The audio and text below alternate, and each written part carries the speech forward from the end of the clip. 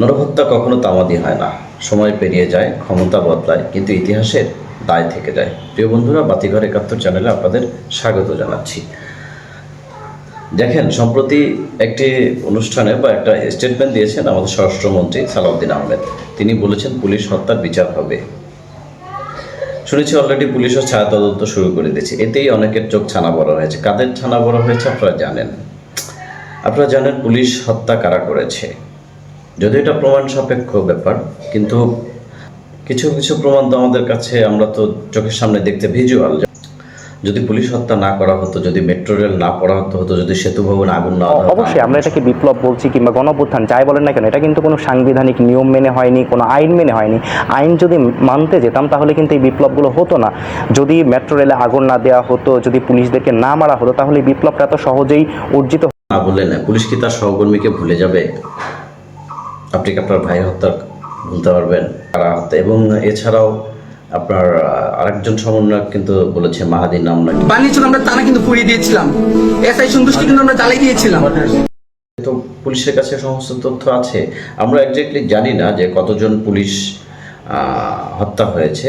সংখ্যা এক একজন আওয়ামী পেজ থেকে একজন এক একটা বলে, কিন্তু আসলে প্রকৃত সংখ্যাটা কিন্তু পুলিশই জানে, পুলিশ বিভাগই জানে তাদের কতজন শহীদ হয়েছেন। আমরা শুধু এতটুকু জানি যে সিরাজগঞ্জ এনায়েতপুরে একদিনে 4ই আগস্ট 2024 সালে 4ই আগস্ট 14 জনকে হত্যা করা হয়েছিল। তো এরকম অসংখ্য তথ্য কিন্তু পুলিশের কাছে আছে।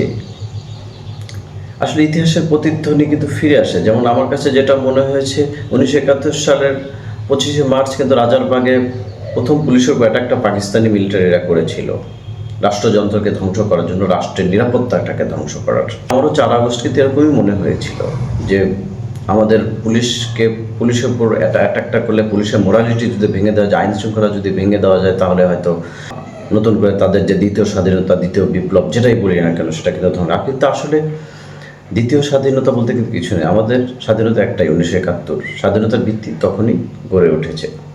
এখন কথা হচ্ছে যে কেন তাদের চোখে চরক গাছ? আসলে তো ভয় পাবেই। যেমন থানায় হামলার নির্দেশ কারা দিয়েছিল, অস্ত্র লুটের ঘটনায় কারা জড়িত ছিল, এবং এগুলো কেন ধামাচাপা হয়ে গেল, এগুলো কিন্তু কথা উঠবে। তখন কিন্তু কেউ ছাড় পাবে না। যেটা কথা বলছিলাম যে 5ই আগস্টের ঘটনাকে অনেকেই কেন, আমি নিজেও মনে করি যে 1971 সালের সঙ্গে মানে এটা মেলানো যায়।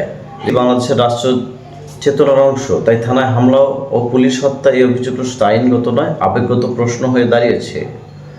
যেমন সম্প্রতি কিন্তু নাহিদ ইসলাম কিন্তু একটা বক্তব্য দিয়েছে যে পুলিশ হত্যার বিষয়টা নাকি ফয়সালা হয়ে গেছে। আপনাদের কি তাই মনে হয়? এবং এটাও কিন্তু বলেছিল যে এর সাথে আরো অনেক দল জড়িত। এই বক্তব্যের অর্থ কি? এটি কি দায় স্বীকারের ইঙ্গিত নাকি রাজনৈতিক চাপ সৃষ্টি? এটা আপনাদের কাছেই তুলে ধরলাম। ইতিহাস আমাদের শেখায় যুদ্ধাপরাধের বিচার 40 বছর পরেও হয়েছে, এবং সেই সময়কার একটা সরকার ইন্ডেমনিটি দেওয়ার পরেও কিন্তু যুদ্ধাপরাধের বিচার হয়েছে। পুলিশ হত্যারও বিচার হবে। গণহত্যার সময়ের সঙ্গে মুছে যায় না, ক্ষমতা বদলালেও এর দায় থেকে যায়। কারা করবে, কবে করবে, কোন আদালতে করবে, সেটা সময়ই বলে যাবে।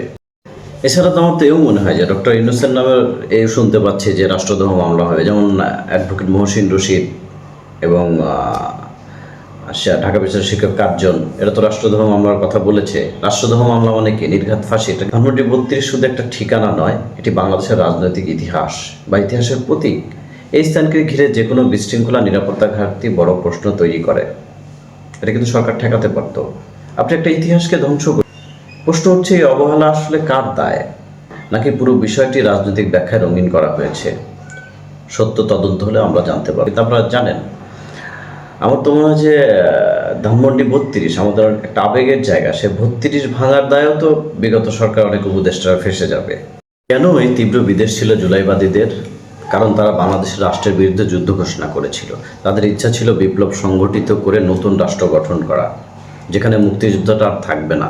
সেই রাষ্ট্র গঠন হবে জুলাই দিয়ে। এ কারণে দ্বিতীয় স্বাধীনতা কথাটা উঠেছিল। কিন্তু এটা বিপ্লব ছিল না, কোটা আন্দোলন। সেই আন্দোলনের মুক্তির গান জয় বাংলা কিন্তু ব্যবহার করা হয়েছিল।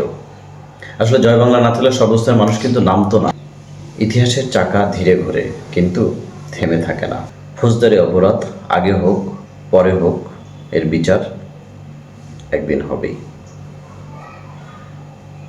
ধন্যবাদ, ভালো থাকবেন। আপনাদের কাছে একটা ছোট্ট অনুরোধ থাকবে, আমার যারা দেখছেন বা দেখবেন আমার চ্যানেলটাকে একটু সাবস্ক্রাইব করে দিবেন এবং আমার ভিডিওটা ভালো লাগলে লাইক কমেন্টস করতে পারেন। মুক্তিযুদ্ধের সপক্ষের মানুষ হিসেবে এটুকু দাবি আপনাদের কাছে করতেই পারি। ধন্যবাদ।